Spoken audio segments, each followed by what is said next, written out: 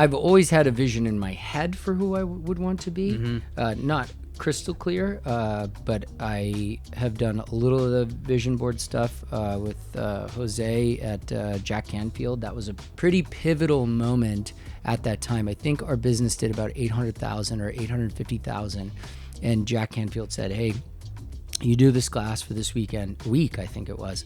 And at that time, I think we were young, so we were drinking a lot. You know what I mean? It was like a nightly thing. You just went to the bar after work, whatever it was. And it was like no drinking for the week. And Pepe and I took that pretty seriously. And when I got done that, a year later, we did, I think, 1.6, which was double the amount of business, using the success principles from Jack Canfield. From mortician to CEO, learn 5 valuable lessons to grow to an 8-figure company. Through technology to create a superior product. Initiating action and putting in the work. Data to measure and incentivize. Absorbing and learning lessons from others. Leading to inspire your team to buy into your vision. Enjoy this conversation with my friend, Peter Duffy. Mr. All right, Duffy. dude. Thank you. Yeah. The inaugural podcast. Yeah, man. this is your first podcast, huh? Yes. Thanks, man. It's an I'm honor a to little be nervous, here. But I had to have a guest who I knew would produce the best content. Yeah, I think you mainly just forget that the cameras are there. Stay close to the mic so you get good sound, and then if you forget that they're there, that's the most natural stuff I feel like comes out. Yeah. So when people have been watching this show that I've been doing, Dealers in Cars Getting Coffee, they're like, "Man, you're such a natural." I was like, "No, I wasn't at first." And I don't like the way I look on camera. Actually, I don't like the way I sound. I feel like I have a squeaky voice. And it's just been... It's definitely a humbling experience watching yourself being recorded, and then It is. Then nitpicking like, "Oh, I don't look good," or "I don't sound good," and then that fear is like, how do I change that? But you have to get over that initial fear, I think. That's exactly. I think my business coach said that. He just said, "Get over it." Get over it and be done. Like Progress over perfection, right? He wanted us to have me get a executive assistant, and I was like, I kind of feel weird. Like what is the rest of the team gonna? Who am I? Yeah, who am I to get somebody? I'm special or something. He goes, just get over it. Like you get more done, and that's it. You should be thinking, not doing all the time. Stop. That's a 10X philosophy. Stop, delegate, duplicate, right? Yeah. I think I learned that from you. Promote. That's like the thing. promote. So speaking of your show on YouTube, I saw that you guys created Spotify. Congratulations, man. Very cool. Lewis Norman, he's our VP of product and promotion. And he got it up on Spotify, which I thought, I didn't even know. I don't know how to do that. And I didn't really know it was possible. So when it was on there and all the shows were on there, and then we were borrowing his Tesla for like 2 weeks, and then it came up on the screen, and I was like, holy fuck, I'm on Spotify. That's so cool, man. Yeah. What was the process like getting there? Did they notify you, or you just kind of found out? I'm not really sure. Lewis kind of handled that and did it, and I'm sure he just applied for it. And then I think that there is a small monthly fee, $20-$30 a month or something, to have your content on there, so it's not like YouTube. Yeah. But yeah, that's cool, the most man. I know. I think he's also trying to do Amazon Prime right now, which would be super cool. Just don't get on Jerry's network. Yeah, well, I think if Jerry yelled at us for copying the premise of his show, then you know you've made it. If you're on his radar, man. Yeah, right? yeah. If his people reached out, I would just be like, "Oh, Jerry's people just reached out to me." And you tweet that shit out, and he's like, "Cease and desist." Yeah, Well, that's yeah. all right. I'm ceasing, but I'm not desisting. Yeah, that's cool. So, what was the motivation behind forming that show?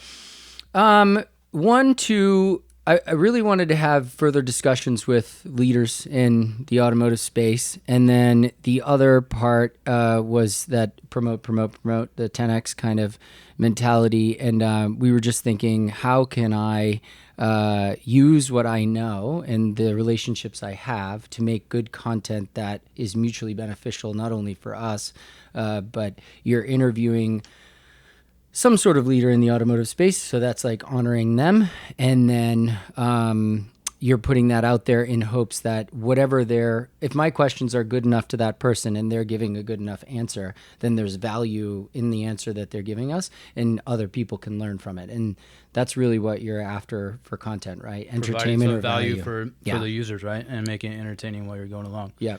Well, that's the magic, right? Entertainment or value, but if you put them together, you could That's make when some you magic. crack the Spotify playlist. Pretty man. cool, yeah. That's really neat. So, what's the process of doing this show? Is it different than running Dealer Image Pro? Yeah, so we've done enough of the productions of the Cowboys, Cowboy Quinn. We're going into production on our third one in September. It's called Cowboys and Aliens. And so we've done enough of that where I thought, okay, we could do this little show. And then we hired a really, really smart, young, hungry kid. His name is Kyle J. Hulsey. And he was out of Sacramento. And he almost single-handedly really produces the whole show himself. That's cool. And we have a second shooter that we bring along because we need 2 cameras at the very least. And then I just kind of guide him and direct him along the way. But it's actually not as hard as I thought. The time consumption comes in the post. And again, I got to give it to Kyle. And he's had several raises because of it, because he's so good. Incentivize the employees, right? Totally. And so he's really good at placing the jokes and all that stuff. And then when I get like that first draft, then I kind of direct him what to do from there. But most of the little jokes and stuff, I would say 90% of them are Kyle. It's usually when I go, oops, we should put that here instead. And he's young. He's in his early 20s, so the pop culture that's involved there, like you'll see some of the cartoon bits and things like that. Like I didn't even know. The new generation knows the space a lot more. Didn't than we even do, right? know who they were. Like 5 years ago, I barely even knew what a podcast was. Yeah. But I've been having this idea of having my own percolate in my head for so many years, and it's like I got to have everything perfect, but at some point you just got to jump in head first and get it done. So it will be an idea that you kind of navigate towards and where you're going to go with your show. And whatnot. There's a really cool, I think I've shared with you, Alex Hormozy. Mm-hmm. We take a lot of his business kind of acumen and apply that at Dealer Image Pro and just in my life in general in terms of personal development. But he will get up there and there's one statistic. I think it's the people that make podcasts, only 10% make 20. And only 1% make 21. So people give up before the thing actually gets any legs. So we're about to do the 7th Dealers in Cars, and we get views and stuff, but like we got a long way to go to be able to get the momentum. The great thing is the content you're creating right now is for future you. And that's his kind of thing. So, you get 100 podcasts deep and then all of a sudden people are looking to Logan for their podcast. They want to go through the backlog, right? Yeah. You might not be getting a lot of views now, but you're doing it for future you, I guess. It kind of sounds like an analogy for business growth. Your first 5 years, you're kind of just breaking even or making a small profit. And then all of a sudden you hit an inflection point and then your metrics start going like that. Yep. And that's something that I've noticed with you is you started Dealer Image Pro, 2009? 2009, yeah. Officially, I think 2012, but like 2009 was when I started building it. But when I called it Dealer Image Pro, was about 2012. So what were you doing before Dealer Image Pro? Give us a little thumbnail sketch of Peter's background. So I was about 17. I went off to mortuary science school and became a mortician and took like a 2-year program and turned it into a 4-year because of bong hits and beers. And then I moved through that and got an opportunity to go to Japan for a year and picked up a camera. Been doing like video and stuff before that, like jackass stuff and putting, jumping into bushes and things like that.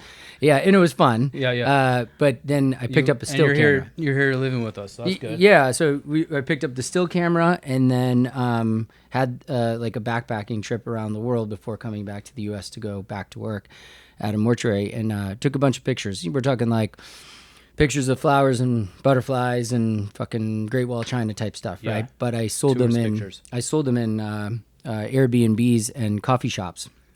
And when I started selling them, for $250 a picture, doing the mortuary science thing, or working at a mortuary, I was like making an extra $1,000 a month or something doing that. I was like, wait a minute, like I'm good enough to be a photographer. Getting paid to take pictures? That's living the dream, right? Totally. And traveling, I had kind of bitten by the travel bug at that point. And so I was like, okay, I want to be a journalist. And so I was like, let me go back to school for photography and actually learn aperture, shutter speed, all these different things. And I came out to California, packed up all my stuff, cashed out of a 401k from the mortuary, like any dollar I could find. And it wasn't much. I probably had like $3,000 and a car full of shit. And then I drove out to California to go to Brooks Institute of Photography. And I got caught up in the student loan thing and just signed my life away on these things and racked up a $100,000 bill. And it was just bananas. And then I got kicked out of school for not being able to borrow enough money to finish. And so I was just like, oh man, now I'm in a real pickle. I don't have the degree. I got $100,000 worth of debt, and I'm embalming bodies on the side at a Mexican mortuary in Oxnard, California. And I'm just like, this is crazy. Not paying my bills kind of thing. Yeah. And so I kind of had a little come to Jesus moment at the bottom of Seaward in Ventura. And I just said, like, you came here to be a photographer, like, pick your balls up and make this happen, because otherwise you're going home. And so I was super late on car payments and rent and all that stuff. And yeah, I just took pictures of like anything I could, puppies, dogs, fucking kids, what anything. And every day I'm just like kind of searching up Craigslist. And all the while, the student loan companies are literally ringing my phone off the hook. Like I just knew the number, and there's nothing I could do. And send a voicemail. It was worse though. I have an 860 number from Connecticut. They're not allowed to call you until 8:00, but because I was in California, it started at 5 a.m. Oh, geez, dude, and it was all the time. And so anyway, I kind of got through that in 2009, like you mentioned. Got the first dealership searching on Craigslist, and I didn't even answer the ad. I just walked right over there, or went over to Oxnard. It was Toyota of Oxnard, and I just said, I'm your man. And so from there, two guys, one is deceased now, really good. Both of them are mentors of mine, but Steve Chapman hired me, and Nick Dunley kind of facilitated it. And I started taking pictures of cars there, which was kind of my love anyway. Like I noticed that earlier in I remember when I met you kind of married your passion, cars and pictures. Cars and photos, it's just kind of taken off from there. I knew I couldn't just photograph like car shows though. There's no dough in that, right? And so I just did the first dealership, and then they gave me a second one and a third one. And at that time I was also embarking on a path of personal development, because I had signed up for like an MLM company, so that's like kind of their mantra, you know. And I learned about leverage and being able to leverage people. And I pretty much had like the entrepreneur spirit since I was a kid, you know, selling frogs and candy and shit like that as a kid, paper routes, whatever.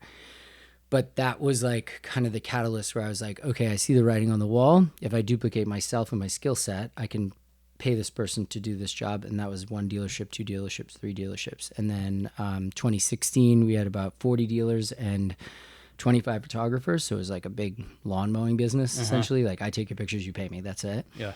But we learned on the ground what it was like for the operations of that position. And then 2016, we were moving into some new offices in Ventura. And some mutual friends of ours that we know that are very good businessmen, they basically said, you know, this doesn't really scale, Peter. You can't really reach other states. And they were right. And I kind of thought, had the aha moment of the wireframe guidelines, got the patent, did the thing. And Karen and I... luckily, Karen being your wife, my wife, very supportive, you know very well. We took like our last $20,000 that we had saved, and we just made the app. And she took that leap of faith with me. And then today, of course, is multi-million-dollar company working in 6 countries with. It's awesome. You know, it's bananas. I wanted to ask you, you kind of touched on it, how you were at some concert and you just had like a few bucks and you went to the the Quirky Mart or whatever. Oh, the fish show. Yeah. Tell us about that story. So there was 2 big concerts that Fish, the band Fish, they're like a jam band, pretty popular, right? They had these big concerts up in Loring Air Force Base, Maine, which was kind of my own old stomping grounds where I grew up, but I had been living in Connecticut.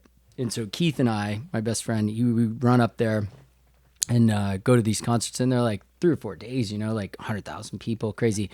And so we got all the way up there. And, no alcohol or drugs or anything. Oh, shit. Everything. Anything you put in your mouth. Like, you do it all, right? No, I don't know if you want to put anything in your mouth. It's not. I see what you did there. So, you're 19. So I did it all, right? Yeah. And so, but by the end of the weekend, Saturday night, we're like, fuck, we have no more money. Like, it's an 8-hour drive back. Oh. And gas money gone. I think we had like $20 or something, and we might have picked a bunch of cans or something, and then we went to back to town, got hot dogs, hot dog buns, and condiments, and I think a 30-pack of Bud Light or ideal. Whatever shit beer. You guys got the shit beer first, yeah, totally, and then got the hot dogs with the leftover money, right? But we went back, literally dumped the charcoal on the ground with 2 cinder blocks and put a grill across it and lit them on fire and made hot dogs and sold them, I think, for 3 for 2, 2 for 1, whatever. And yeah, we made, I don't know, $60-$80 or something, and just enough to gas. Oh no, gas, a little bit of mushrooms, probably some weed in there. And then, it was off to the races. So, yeah. We all know Keith. Yeah. Well, it's not just Keith, it's just being young, Yeah. So, but those are good times. You figured it out though. Yeah. As a business owner, you have those moments where you kind of have to figure it out. Otherwise, you're going to sink. Mm-hmm. And I'm sure you've had those moments. So while we're on that topic, are there any failures that became successes for you, or were there some setbacks that you were able to overcome and endure and then turn into a learning point, or like a learning lesson that you were able to apply in your business? I think my general overall philosophy, because of probably struggles growing up or having to fend for myself at a young age, and then that whole story I just told you, like I had a really great foster mother earlier on who kind of set the ball in motion for mortuary science, but I kind of didn't have a choice. It was sort of a burn the boats kind of mentality. Like, the boats are burned, what are you going to do? Mm-hmm. You just go. So even if they were failures, it's more, I didn't know they were failures at the time. It's like kind of people that they go, did you know that Dealer Image Pro would be this successful or whatever? And I say, sure, I did, but I didn't think of anything else along the way. I was just kind of figuring it out as I went. Yeah. Trial by fire, right? Yeah. And no one's coming to save you. Yeah. Is the thing. And so the only people that are going to come are the ones going to want to buy your business or put you out of business, right? Maybe.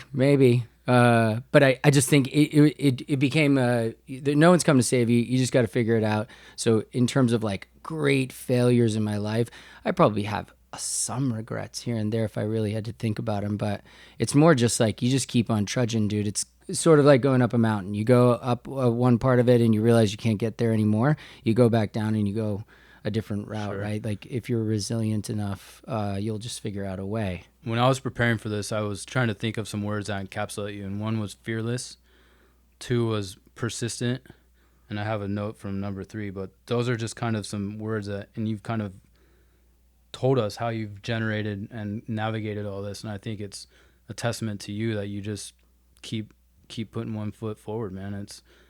It's really inspiring to see you do that, especially how we met. I think we met at the Latino Business Festival, and you were with Karen, sure, passing out flyers, and now you're CEO of a multi-million-dollar company. Yeah. So that's a really neat journey from, I think Abiel told me, from mortician to CEO. That's pretty cool, man. And that's part of the reason I wanted to start this podcast. One was to be able to have my friends and have us all reconnect, because we don't have that much time to have this setting, but also to learn from not just the 1%, but the people in between that are still making money, still making things happen, and see what kind of lessons we can give away to people. Even if we're not the Uber Bezos people, we still have some success in our life, and we're still living life and having fun doing it. So I think that's probably the 2 driving interests behind this podcast, and hopefully I'll get better at interviewing and making sure that I get these messages across. But I think the one lesson we'll take away from you today is just keep plugging along, man. Right? And I guess if I had to incorporate one word for what you just said, is you're just attempting to inspire somebody along the way, right? Even if you meet one person, or one person listens to this podcast, then and you've inspired somebody in our position or a position we were in previously, it's saying, hey, these guys did it. It's possible. We can do it. No matter your life lessons. I think that's neat because the four of us have this group thread going, and it's probably been going on for 10, 15 years? I think 15 at this point. Yeah. And we, if you read that, we all share our pains and our successes, but it's mutually inspirational to see someone post something, and it's a safe space to share your successes with people, because there are some people who you cannot always share success with because they might take it the wrong way. Sure. But you have a group of friends who will celebrate your success, and it's really neat to see everyone succeeding and growing, and not just financially, but personally, and seeing how everyone's life paths have kind of diverged, but we are able to come back in this moment and have this 2-hour session where we can have a nice little chat. So thank you for making the opportunity and time to come. Yeah, man. Come talk to me, man. I think to your point there about having people, we're sitting here talking about our successes, and in some ways you're kind of like, oh, should I really be showing this, or does it seem self-aggrandizing or anything like that? And you see a lot of posts and a lot of content revolving around like, stop giving a fuck about what people think and all this kind of thing. And you can say that out loud, but it happens, and I think you just get better over time about, like, let me just, in one of these guys I know, he does podcasts, his name is Jake Push, and he has this motto is just post it. Just post it. What is it? Those people are never going to write your check. They're never going to, you know what I'm saying? And they're probably, we're not that important. Yeah. 10 minutes later, they're going to forget about it. If we get 2 likes, it's like, oh, yes. Yeah, right. Yeah. Well, even if you got 100, think about it, though. If you had 100, Alex Hormozy says this too, but if you got 100 people to watch your podcast one time, imagine if you had a room full of 100 people. Yeah. That would be pretty cool. That would be really right? cool. So someone, in some sense, you did have a room of 100 people, or the attention of 100 people, if they watched it all the way through. So pretty cool. Yeah, it's really neat. I was doing some background research, and I thought there would be more articles about you, but you actually have a pretty low personal profile online presence, which is probably a good thing. It is good, but not where I'm trying to go. So I guess I gotta. Professionally, you're good, but I was reading some articles, and I saw this one article where you sent out some surveys. So it got me curious. What role has data influenced your business and helped accelerate your growth? In the last year and change, a lot. Before that, I would admittedly so. With the exception of some of the tech that we're building in data, you just need to know. I'm not a data person in that way, and I've had to become one. So in the last year or so, every department that we have under the watch of our COO, Cameron Walker, he's really helped create metrics in each of those departments, and that those department heads, those directors, are reporting directly to him to improve those. And that lends itself to 10X, really. They really kind of told us when we took the 360 course with them, Cameron, Louis, and I took it. And they basically said, you need metrics in every department in order to scale. I mean, many things, but that was one of them. It's one of the foundational. So now it's huge. Now it's a major thing of their philosophy, right? Yep. And that's something you turned me on to, and I'm navigating that process. And man, it is hard to implement the data, especially if you're not a data-driven person. Or if you're doing it yourself. Yeah. It's definitely. Luckily, I have good people that are smarter than me, and they can take my vision and put those things, those processes, policies, metrics into place, and they know how to find them, or they're smart enough to know how to get them out of the data or the tasks that we're doing already. That's it's a heavy lift and a heavy move to make, but I'm happy to see that you're using it. Yeah. Aside from data, are there any other like inflection points or things you can point to that were growth accelerators for your business?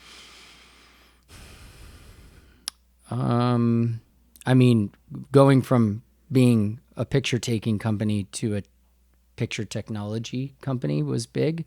That was probably the first one, 2016. the pandemic, we were still half and half, which was beneficial because we were using the technology as vendors, so we were able to hone in on it and really get it really good.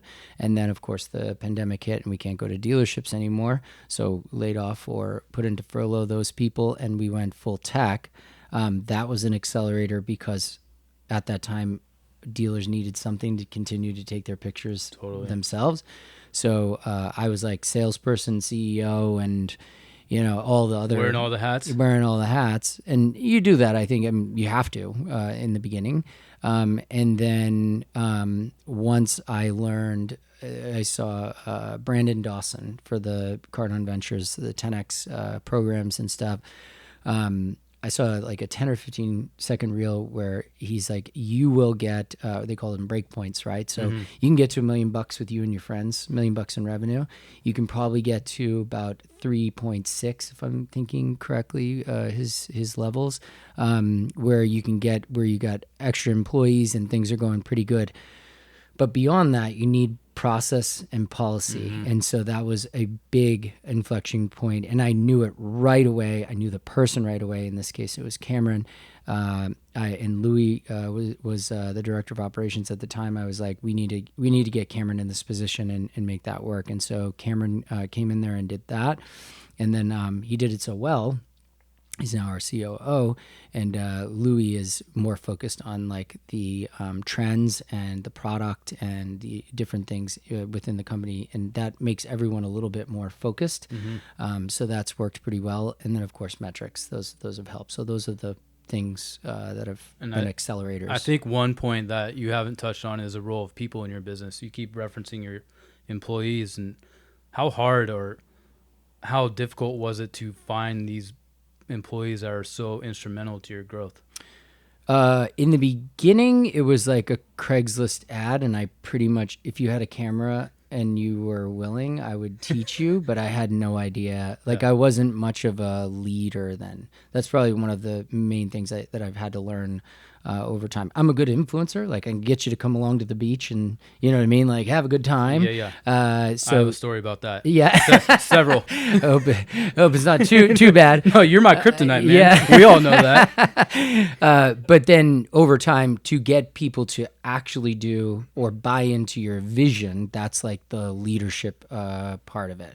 And so, yeah, being able to do that has been an awakening. But more or less, everything we've talked about so far is just like be a voracious learner and suck up. I'm nothing but a thief, man. I'm not that cool. I'm not that smart. But I can see something and see somebody do something and see the reaction it gets. And I'll go, I'm going to use that phrase later, or I'm going to use that word later, or I'm going to use that task later.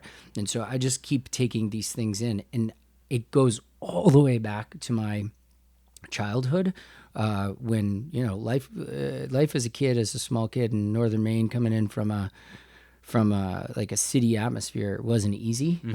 It was tough for me, and so being able to be the right amount of self-deprecating or take the best things from people and implement them into my personality was necessary for me to survive. Yeah. So now I do it very naturally, and I don't even notice I do it. In fact, I just realized I did that about a year ago. I was like, oh, I do that pretty naturally.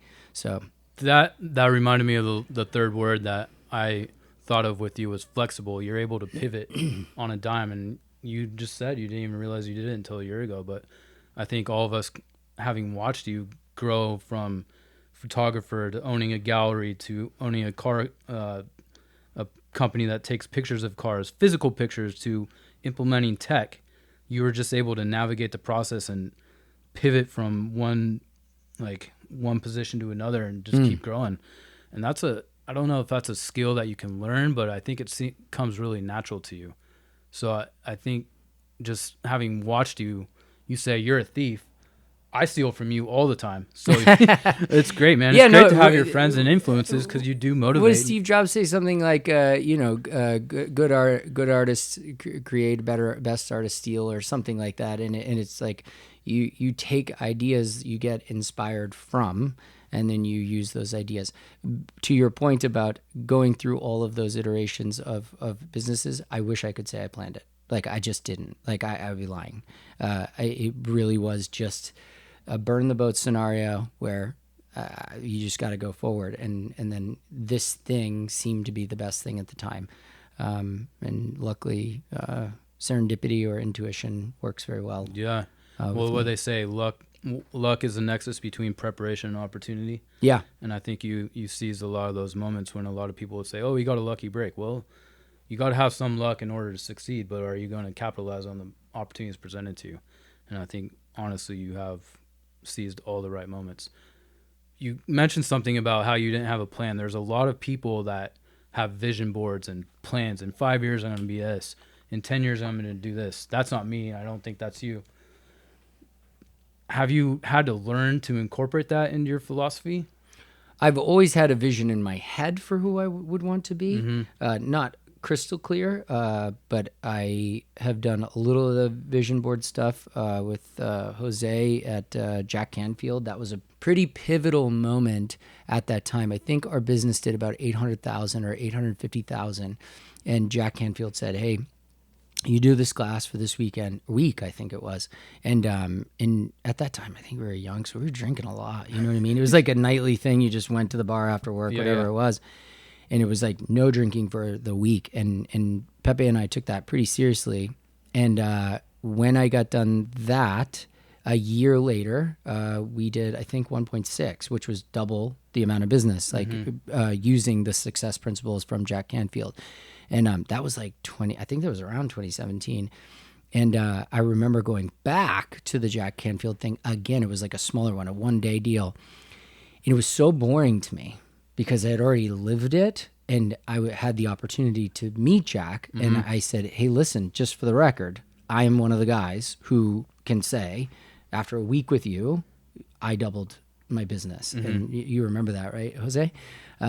So yeah, it was pretty cool. That's neat. You've always been one of those people that kind of dabbles with people that are, I won't call them motivational, but coaches or have principles, and this is what you should implement in your life to succeed. And I know I was always reticent to that because I was like, nah, that's not for me. But having seen you guys go through that and watching from the sidelines, I would say in the last 5-6 years become more of a proponent of engaging with those people because, hey, if it worked for them, it can work for me, right? As long as you're disciplined. And You've done some of these 10X essentials, right?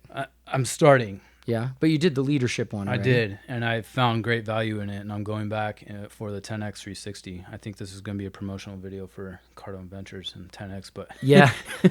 No, I have found great benefit, and I wish I would have picked it up earlier in life, but you know what? I'm here now, so just put it forward. Anytime is good time. Yeah, definitely. Right.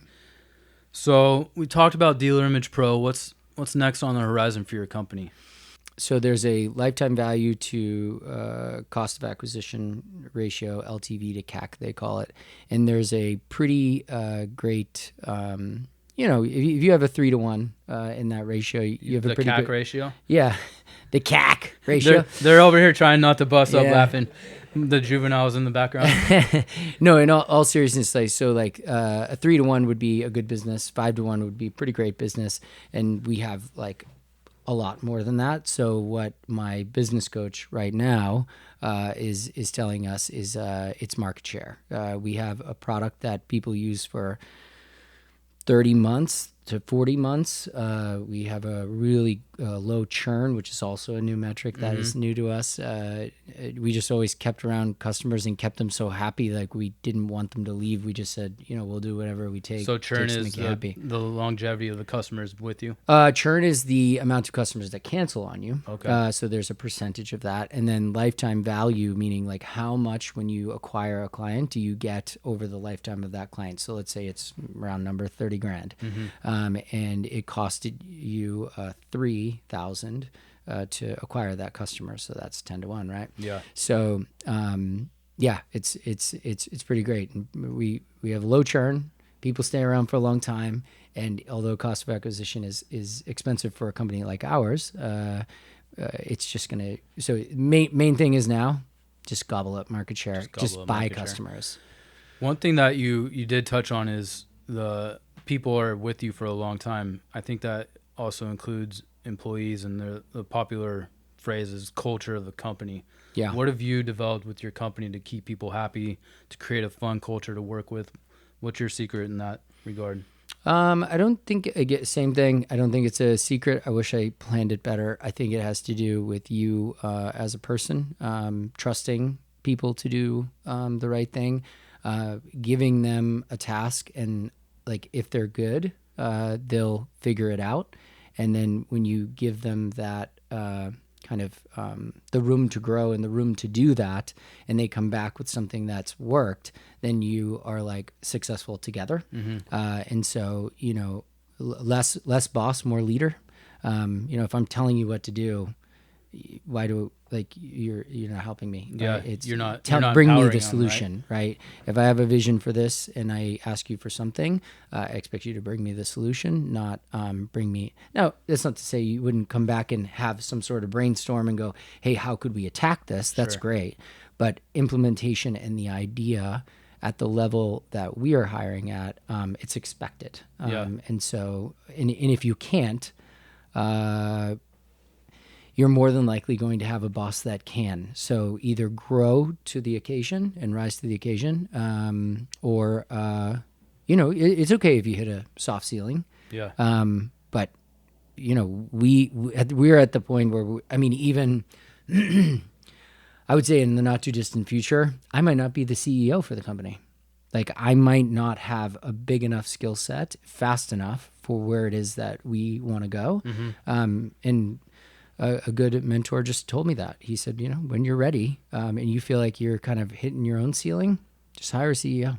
Like just do the right thing. That's got to be hard though, because a lot of people have egos, and to set aside your ego and to have that self-awareness to step out and let someone who's more qualified come and take the reins. Yeah. That's got to be a tough pill to swallow, but it's also, I think, something that as you get older, you kind of learn. And I've experienced that there's always someone bigger and better out in the world and in your space, but can you get out of your own way? And that I see that happening with you. Not that you have an ego, but you have the self-awareness to step out of the way and let someone take over the company. I have a little bit of an ego, just like everyone else, right? Like, you know, like I feel confident in what I've done enough, but you're looking at the greater good. And so, you know, we have 40 employees in the U.S., and then we have about 40 daily contractors, developers, editors, quality control people in the Philippines and India. And what would I be? How would I be serving them if I didn't realize that I wasn't the person to take the ball up the field? Yeah. It's way better for me to stand on the sideline and coach and let like better players play, right? You know, I'm gonna say that's the one thing. I'm surprised that you use an analogy related to sports. Because I'm not a sports person? No. I think one time you asked me who LeBron James was, and I was like, oh my gosh, I can't even with this guy. The running joke is Kobe playing in any game. Yeah. Rest in peace, Kobe. I want to move on, but one question that I was thinking about, and I've actually been prepping for this interview, even though I know you, and I probably could have done without the prep, was... we always had a joke. The camera always takes a picture. The photographer's just pressing a button. But I saw in one of your articles you were surprised by people that were taking pictures of cars that really had no idea what they were doing. How were you able to go to a dealer and say, hey, you're doing it wrong, or maybe you need to do this better in order to get higher quality pictures, upload them faster, and get the car off the lot? It was really the process of learning it. But earlier on, so I'm back at Craigslist, and I think I was at school, and I took pictures at a Ferrari dealership in Calabasas, the Auto Gallery. Did they let you drive them? No. I did drive them around just to take pictures of them before. But in any case, I took a bunch of pictures of salespeople, and, you know, you got all these multicolored cars in the background, really beautiful stuff, and, you know, window light and everything. And so the general manager goes, hey, I have this Concorso Elegance in Monterey. I'd like you to go up there. I'll pay a couple $1,000 to go up there and take pictures of this car. And I didn't even know about this, you know, car show. And if you ever thought you knew how much money was in the world, go there. You don't, because it's like going to Monaco. There's just like lines of yachts, but in this case, lines of exotic cars. And so I came back from that, edited the photos, gave them to him, and he goes, "Oh, we're going to use these in the, group magazine and all this stuff." And I kind of realized like, oh, okay, my love of photography and cars kind of came together in that moment. So being able to fast forward to the first dealership, there was one other thing in there where I did an internship with Brian Garland, who's a professional advertising photographer for cars, like the stuff you see on billboards, lit all cool, the new Honda CRV or whatever it is. And I just loved, it felt like you could lick those pictures. They were so good. They just looked like candy to me. Put stuff in your mouth again, huh? And so I got a little bit of car photography from doing an internship. And I'm talking 4 days. I crashed a truck, one of those production trucks. And they never asked me to come back. That's okay. But I learned, I sucked it all in, right? Again, taking the best parts of people, right?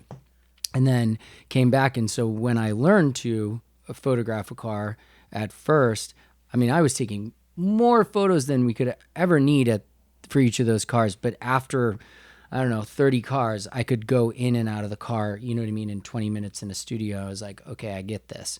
And so then it became process. So taking pictures of cars at a dealership is probably 50% of the job. The rest of the job is organizing yourself and making sure that everything is photographed every day, right? So you have this sort of talent that has to be done, and our app sort of sucks out, all the talent because of the wireframes. You're taking very specific compositions, but it also has inventory lists on board the iPad Pro that our platform's on.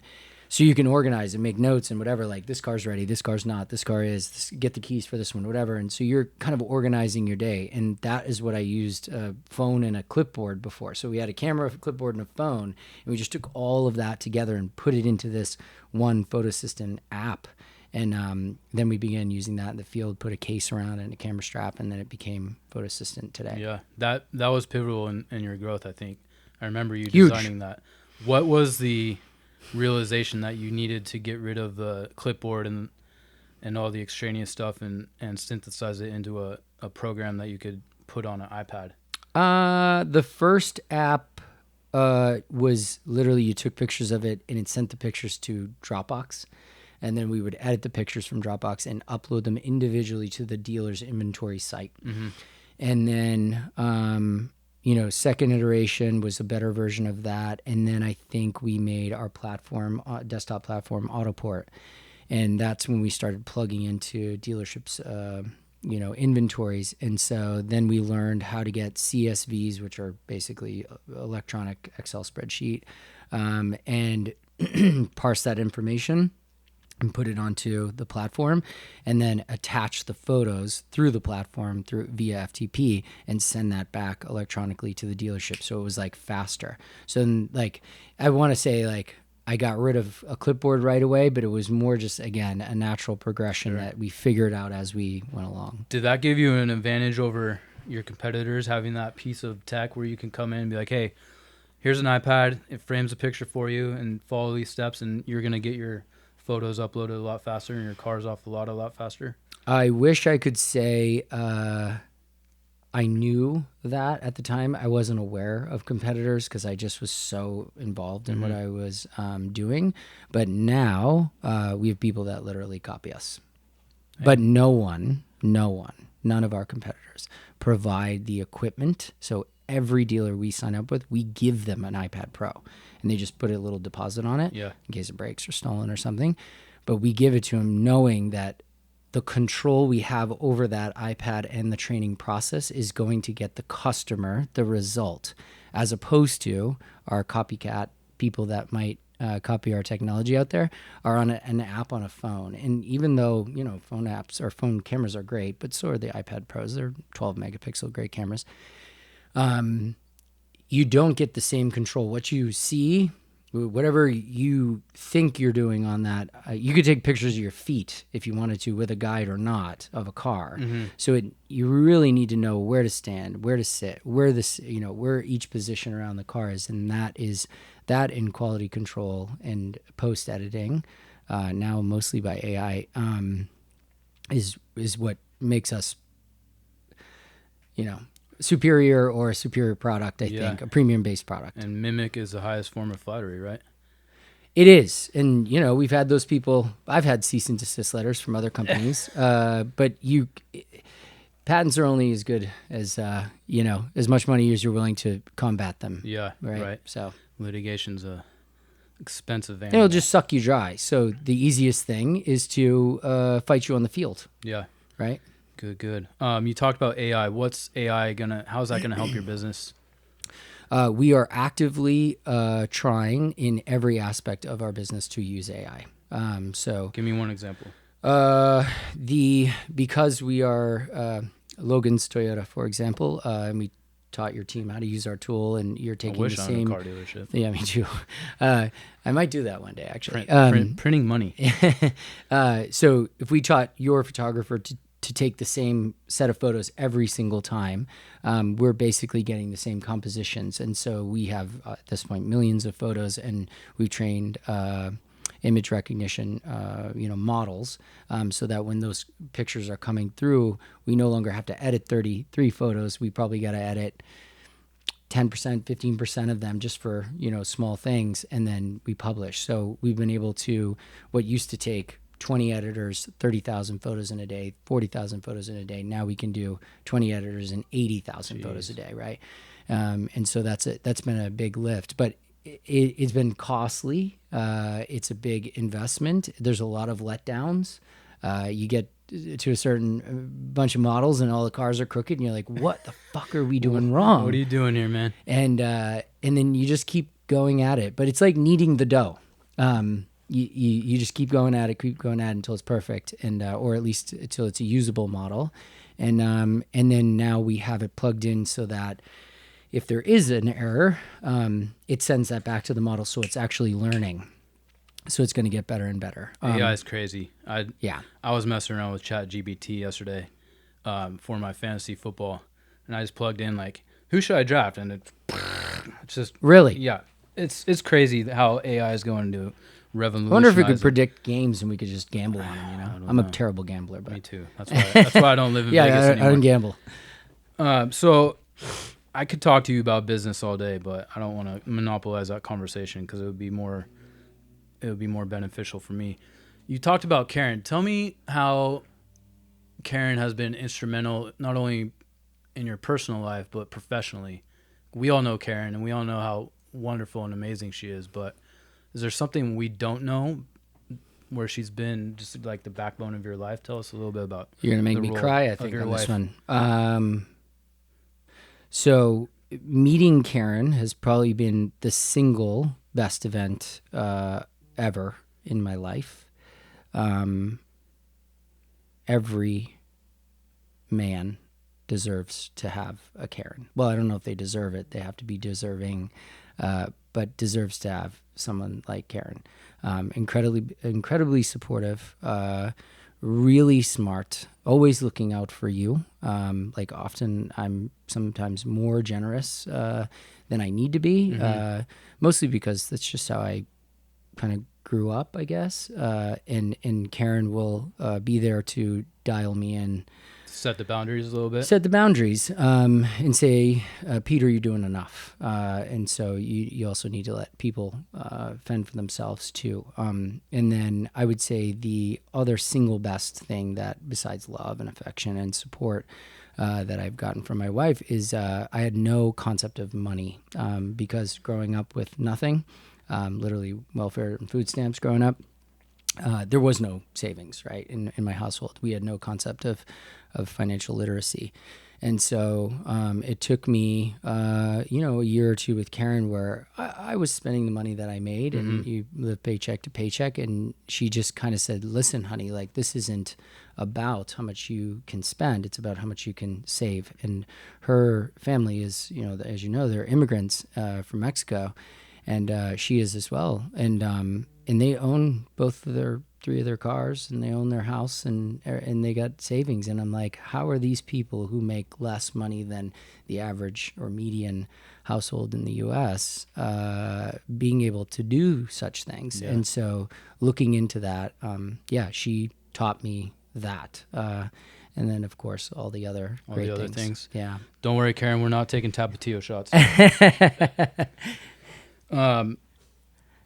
speaking of personal, what are some non-negotiables you have in your daily life? I know that I've gotten into the space where I've been listening to a lot of podcasts where like, you got to wake up at a certain hour. You got to do this.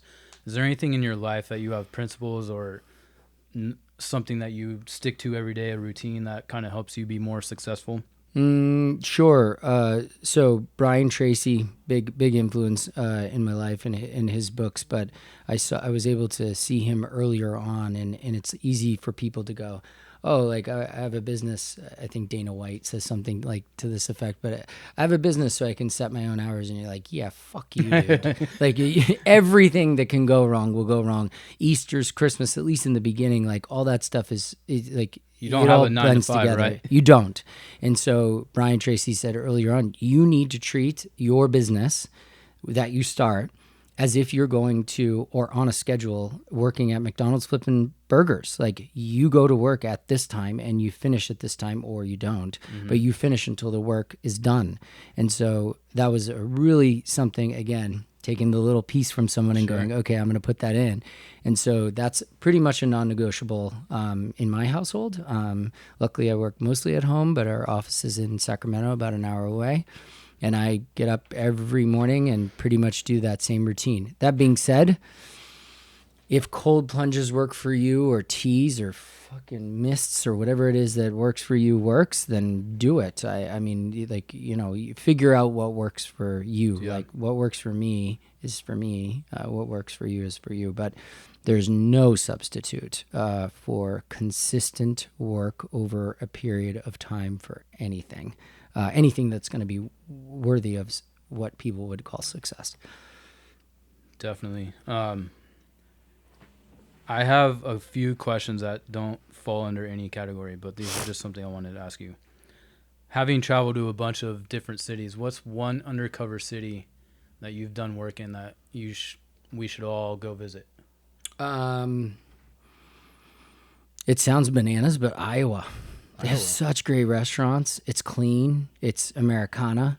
It's flat as fuck. But the people are just nice, Yeah. SoCal has and we live in Northern California now, of course, but SoCal has everybody's running around trying to be famous. And so they can't be, you see less social courtesies. Just getting on the shuttle bus yesterday from LAX and like people not moving or people not jumping up to help a lady to put things in. It's just everyone keeps to themselves, where that kind of thing doesn't happen, or happens less, I should say, where I live. And then in Iowa, you just still have, I think the rest of the country, I think most people want to help people. And mostly every other city I've gone to, people are a lot nicer than SoCal. Sorry, SoCal. That's okay. Southern California has its benefits. It does. So you mentioned moving up to Northern California. I did see on your socials that you were able to harvest some grapes. Tell us about your venture with making wine. So this goes back to Karen probably again. 2020, we're in the pandemic. We're at home. And we have a pretty good equity in our home here in SoCal. And our accountant, S&G Financial, Seth Goertz. Shout out to Seth. Shout out to Seth. Might be a little annoying, but you get your books right. I wonder if we're going to cut that. No. Yeah. No. Screw you, knows. Seth. We're not going to do it. However, Seth knows shit. And so anyway, he moves up there and he says, hey, dude, you can... and he lived down the street from me in Ventura. And he said, hey, you can get more house for your money here kind of thing. And I kind of looked around at Karen, and we had a house on the left and a house on the right, and we're in suburbia. And I was just like, what the fuck are we doing? Like, let's just go try a different pair of pants. And so I wanted to do agriculture. If I'd stay here, I probably would have had avocado trees or something. And up there, they just happened to find a house, just happened to have a vineyard. And I didn't really know how dilapidated it really was, because I just thought, oh, that's just how things grow. And but it had an amazing view, and I thought, I need a view for me. Yeah. I need a view to feel like I'm on top of the world. And so we didn't look at any other houses, just that house. And it was in an estate, and we got a good deal on it, and we turned it into the paradise it deserves being. In that community, I think up there, I can't speak for them, but from what I gather, they're pretty grateful. I think it's raised their property values and things like that around there. And then being able to harvest the grapes last year and sell them, although we totally got fucked, for lack of a better term. We got paid half of the amount. Great winemaker that we worked with, bad businessman. Good lesson for me to learn. But this year, our second harvest, we just did our white grapes yesterday. The red ones aren't quite to where we want them to be for the style of wine we're trying to achieve. And yeah, man, I'm just like, I was a terrible farmer. I don't know that I'm a great farmer now, but I'm better at it than I was. YouTube University, trial and error, part of my personality, being able to find good people that in the area that want to work with me, and just making it happen, you know. So now we have, of course, Rancho Cortez, Duffy Vineyards, and we'll be making our own wine this year and with our own label, which is kind of cool. And I get a case, right? If you want to pay for it. The benefits of friendship, man. Yeah. Karen, they know some limits. That's Karen, because right? I'll give you all wine. But she's like, no, fuck no. Everybody's paying for that shit. We know how much Logan can drink. Yeah. So, no. That's cool. You mentioned having a little piece of paradise and being able to go up and have a little bit of, I don't know if it's invigorated you. Have you had moments in your business life where you felt a little apathetic and you had to find some type of motivation to dive back in and get back into the business, or, you know, I'm trying to get out where you're just like, I've reached a plateau, I'm good. And then you have a little kick in the ass, like, what are you doing? You're just skating by. Yeah. Not skating by, but I've had moments where I feel like I'm going through the motions because there's a lot you said it a lot better than I was trying to say. Repetitiveness to it. And then I think, shit, am I all out of ideas, you know? And then, and I'm talking like Dealer Image Pro, there's never a shortage of ideas or things to do on a farm, of course. But like with Dealer Image Pro, you know, you kind of plateau would be a good way to put it, but you kind of like go through the motions every day and you kind of think, this is a little repetitive, what's going on? And I will get frustrated with myself and think, what are you doing, Peter? Like, what's the next move here? And then now that I've also learned after doing it long enough is your idea will come to you if you're obsessing enough about the task, in this case, the company. And when you have those ideas, immediately write them down, good or bad, just write them down. Because eventually one of them, there's going to be some connection that's made there. And then you go, okay, that's the next path. And you just go on that path until you break it or it works, right? Yeah. I know for me, having that outlet to get away from my environment outside of Los Angeles has allowed me to come back in and dive in head first and feel remotivated. So I think having some type of space to get away from all the stuff that is always in your orbit refreshes your mind and allows you to come back bigger and badder. Yeah, better. I mean, you have your place up there in Montana, right? So that probably helps. No, we don't. No one can come. Yeah. No, but there's nothing like nature. Yeah. Right? I'm not a very religious person in the sense of organized religion, but I think it was Robert Kennedy recently said this with Tucker Carlson or something, but nature is in every known religion that you have, where some person, some iconic person within that religion, Moses, the burning bush, goes into the woods. Our founding fathers. Even in the Muslim religion and different things, Buddha went into the woods to find the Buddhist tree or whatever it was, and I'm paraphrasing, but nature brings you closer. His point was nature that brings you closer to God. Like, because if, you know, whether you believe in a creator or not, something fucking put us here. Some right? force, right? Something, some whatever. And so the more we move towards nature, and in my case, I'm in the middle of the woods up there, I just love it, man. There's nothing like taking a walk on my property to clear my mind and think about the next best thing. That's awesome. Yeah. We're wrapping up here, so I just want to ask some quick questions. Sure. What's your dream car?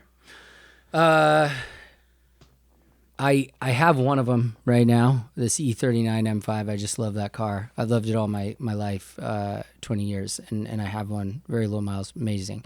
But if I had to pick my next car, 997 GT3, Porsche, yeah, that's it's still a ways away, but I definitely will have one in my lifetime. So if you only had one brand of car for the rest of your life, Porsche or BMW? Oh, Jesus Christ. Hard BMW's break, dude. That's the thing about the damn things. I think it'd have to be Porsche. Got it. Yeah. What's one sneaky, affordable car that you would recommend that everyone buy and drive for at least 1 year? Hyundai and Kia have some amazing products right now. They just went through a big restructuring at the top where all of the younger generation of that family kind of came down and redid everything, and that's why you're seeing these, the Ioniq and all these different electric cars from Hyundai, and they're pretty nasty. I mean, nasty in a good way. So yeah, those are dope. I mean, if I had to pick the Palisade or they're bigger pretty SUVs, neat looking. I like how so cool. They're a little retro. They don't look like the modern ambiguous car that's kind of a sport SUV / sedan. They kind of have their own distinct styling. I think that's really cool. Yeah, pretty cool. What's one message or piece of advice you wish you could send out to everyone? Never, ever, ever, ever, ever, ever, ever give up. Simple. Because if you give up, then you're for sure not going to get to where you were going. So what's the point? And you went all that way, and just on the other side of the wall, you could have a blowout of just diamonds. So never, ever, ever give up. Awesome. Yeah. What is one guilty pleasure for Peter Duffy? I fucking eat Haagen-Dazs at night. Sometimes two. Well, you got to take 2 extra walks around the property, man. We're pretty physically fit now at our house because it's kind of into our kind of normal routine. But yeah, I definitely go twice to the freezer. Got it. I've been to that freezer. It's stocked. What's the best band or concert you've seen? Tool. Hands down. Just amazing. How many times have you seen Tool? At least 10, probably closer to 15. But I think they differ in a lot of, arguably for me at least, and Led Zeppelin is right up there with top rock band of ever all time.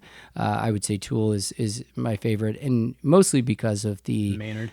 The lyrics. The lyrics they have a unique way of making their music. They're not your hardcore, I love AC/DC and a little bit of rock and roll, but they really have a message, and they are using this experimental metal in a way that no one else ever has.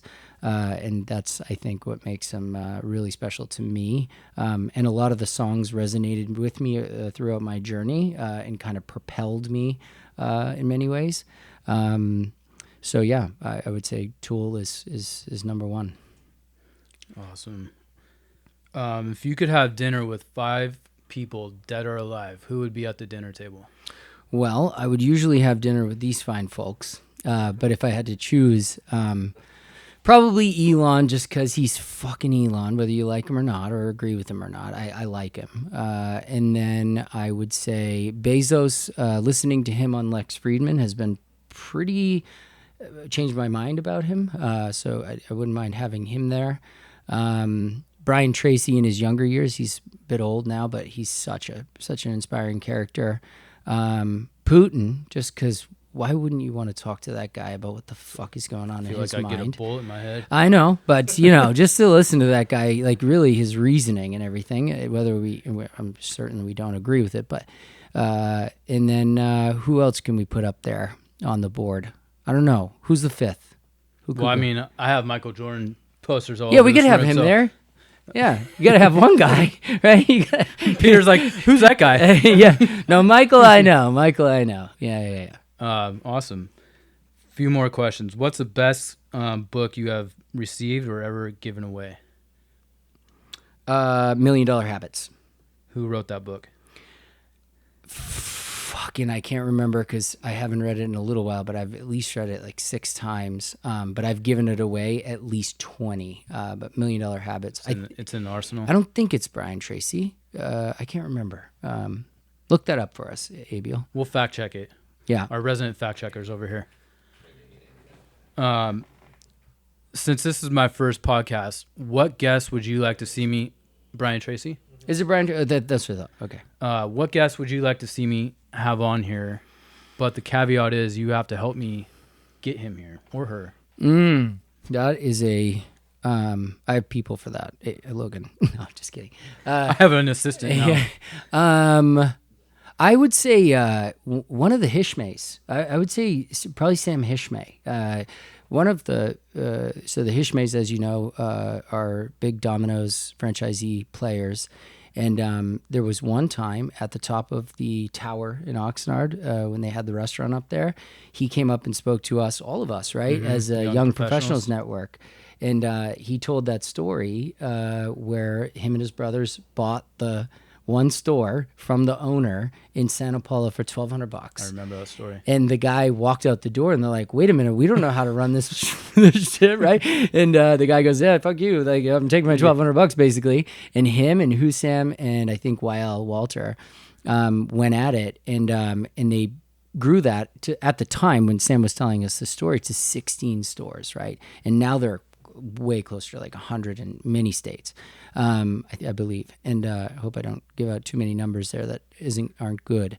But Sam would be a really good guest because he's been a mentor of mine. When I was in the 2 million mark, I went under his advisory or his mentorship, and I've always been able to call him for different things. And he basically said, "Wait a minute, you don't have a sales department and you made $2 million?" He's like, "That's like a small miracle."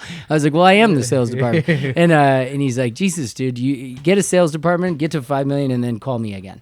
And then and I did, and every single time he's always given me something to walk away with that has been valuable to me, which has been I'm very grateful for.